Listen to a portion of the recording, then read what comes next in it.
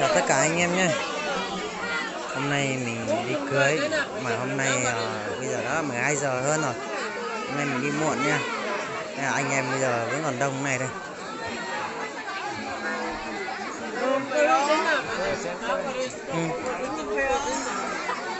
Đấy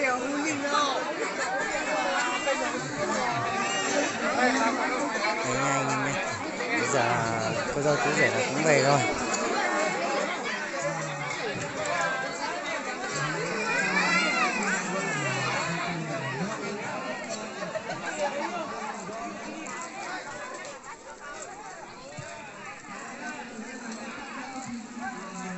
Anh em ở đây cũng thuộc về là vùng đặc biệt khó khăn nha anh em.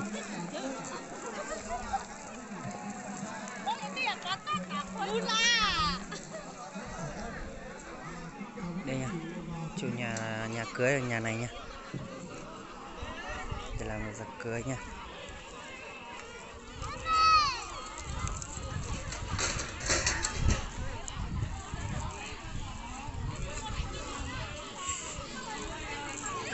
Nên ngày cưới cũng rất là vui nha anh em.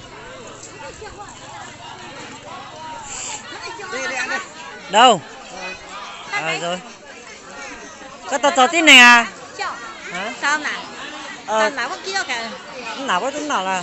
Tao chắc chắn đấy là tao không lấy gọi nào. Ô lên mà. Ờ.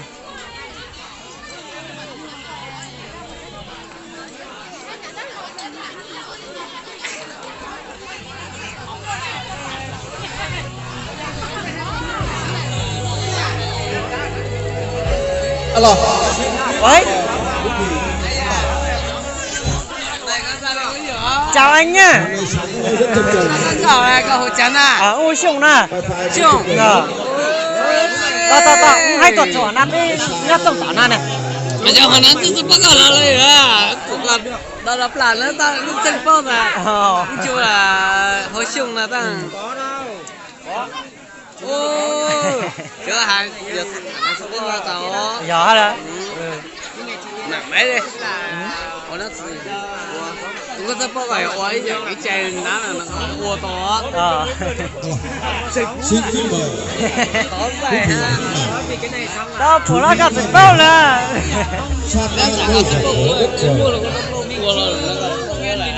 Gió là. Với nhau 一起知道吗？北边节是啊。Thấy hôn giờ hôn là ngay cháu phải lên cháu à.